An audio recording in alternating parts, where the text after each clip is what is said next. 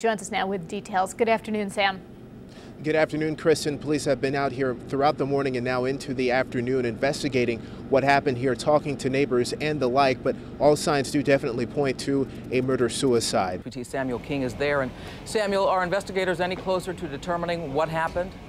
Deborah, their focus continues to be on what was the basement. They believe the explosion that leveled this house started there. And just to give you an idea about the force of the explosion, pieces of debris like this are everywhere in this neighborhood, on the roofs of the other houses, even in the woods behind this row of homes. So another big problem here in Michigan City tonight, power. Where we are, there is power. But if you go down Franklin Street, there's no power. If you head up Franklin Street toward the lake, there's no power. So it's a very dangerous situation caused by the storms that came through this evening.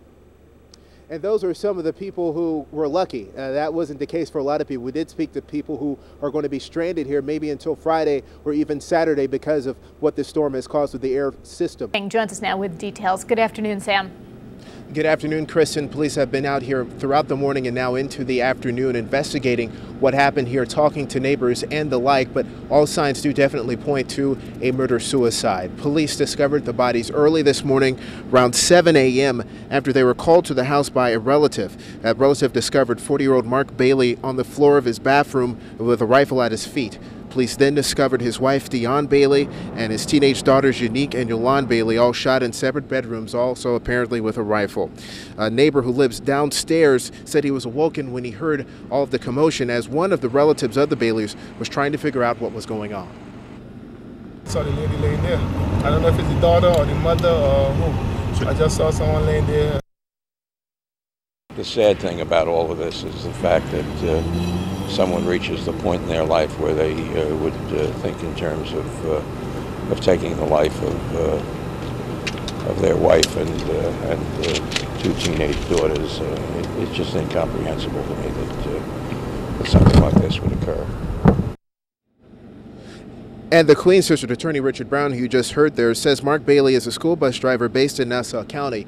We've learned that his wife, Dionne, is an assistant principal at Philip Randolph High School in Manhattan, and their youngest daughter is a student at Cardozo High School. And we've been told that grief counselors are present at both schools, talking to staff and students who knew both of the victims here who are affiliated with the schools. We were also told the oldest daughter is a college student. So the father here is a school bus driver, the wife is an assistant principal, one daughter is in college, and the youngest daughter is a high school student out here in Queens. And we'll have more of this throughout the day here on New York One. Kristen, back to you. Tonight, 2 public hearings on proposed service cuts. Our Samuel King joins us now from Flushing, Queens, with more on one of these crowded hearings. Good evening, Samuel.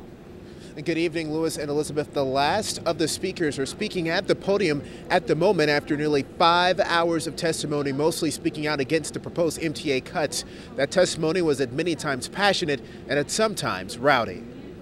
Hundreds of people packed this ballroom at the Sheraton LaGuardia East in Flushing to voice their displeasure with the MTA's proposed budget cuts.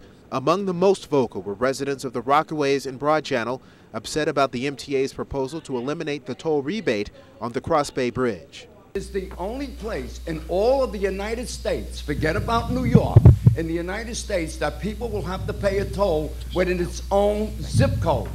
We're not going nowhere. We're on our own zip code. Others spoke passionately about the MTA's plan to phase out free student Metro cards. A deaf student garnered a standing ovation when he talked about what the cuts would mean to students. Please don't make these cuts. Please try to focus in on resolving these issues. Elected officials also took aim at the MTA, saying the agency is out of touch and needs to consider other alternatives to the cuts. I get it. You have to have these hearings. Some of you aren't even paying attention. Demand the commuter tax. Demand federal stimulus money. We'll walk with you. We'll march with you. We'll fight with you. But you gotta join us. MTA Chairman Jay Walder says the public hearings are an important part of the process as the agency figures out how to close a nearly $800 million budget gap. All of this is part of a discussion that can take place following the public hearings. But what I don't want to mislead you is this. There is no easy answer to deal with a shortfall of the magnitude that the MTA is facing right now. And so we're going to have to take steps to be able to deal with that. And those who gathered here for the hearing tonight are hopeful that whatever the MTA does, that what they had to say tonight will make a difference as they brace for what's next. In Flushing tonight, Samuel King, New York 1. Louis and Elizabeth, back to you. All right, thank you, Samuel. Thanks, Samuel. And after a big water main break in Springfield Gardens Wednesday, residents are still cleaning up. New York 1's Samuel King has a story. The flowing, rushing water that swamped this corner of Springfield Gardens is gone. But the signs of the flood caused by a busted water main are still here. The mud in the streets, the waterlogged furniture and clothes in the yards, the soggy insulation in the walls of houses. Well, I guess these things happen. I mean, things happen. We are alive, so what can you do? You rebuild and you move on. Alva Rondon had just recently finished renovating the lower level of her home. Then the water came. And the whole basement is now being gutted. Has to be gutted, just finished. I mean, totally completed, everything. It's gone. The flood kept Zanija Phillips home from school on Thursday.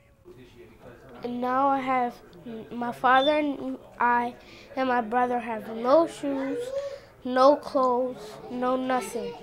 So much water burst from the main, it's continuing to seep into the ground. They're coming through the small cracks in the foundation and stuff, and all the floors that the house is having is starting to show underneath the pressure of the water settling into the ground and getting into our basement. The homeowners face thousands of dollars in repairs, some of which will be covered by insurance, but not all of it. They have a cap on what they would offer for something like this because it happened from outside the house.